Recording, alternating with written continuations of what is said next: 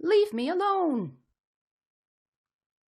Written and illustrated by Vera Brosgol, and read by Auntie Lee, and borrowed from the library.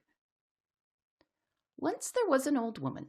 She lived in a small village in a small house with a very big family. Winter was coming. That meant she had some very important knitting to do. But it wasn't getting done. Her grandchildren were very curious about her knitting. Were you supposed to hit the ball with a stick? Could you eat it? Could you make your brother eat it? Why did the ball get smaller and smaller as you chased it? The old woman was at the end of her rope. So she made her bed as neatly as she could. She swept the floorboards until they more or less shone.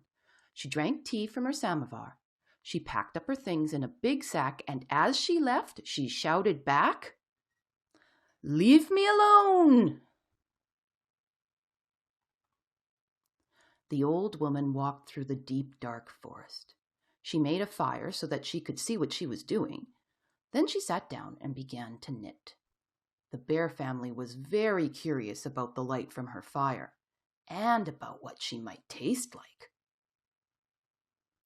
"Leave me alone," the old woman shouted. But they didn't listen because bears don't speak English. So she picked up her sack and left.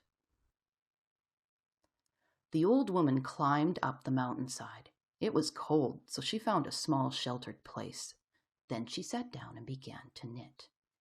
The mountain goats were excited to have a visitor, especially one that brought snacks.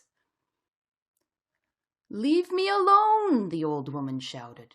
But the goats were too busy fighting over the red ones, which they all agreed were the best. So she picked up her sack and left. The old woman climbed higher and higher up the mountain. She reached the top and climbed onto the moon. She found a rock that was shaped like a chair. She sat down and began to knit. The little green moon men had never seen a woman before, old or otherwise. They examined her with handheld scanners that went beep boop. "Leave me alone," the old woman shouted.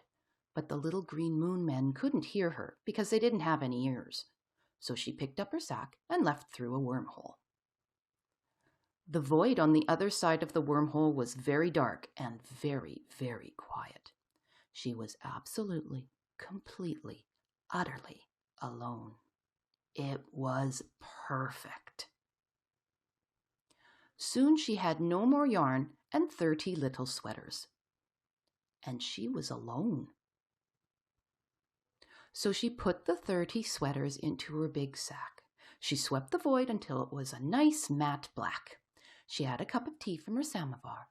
Then she picked up the sack and left through another wormhole. When she came out the other side, everything was right where she'd left it. And she didn't say a word.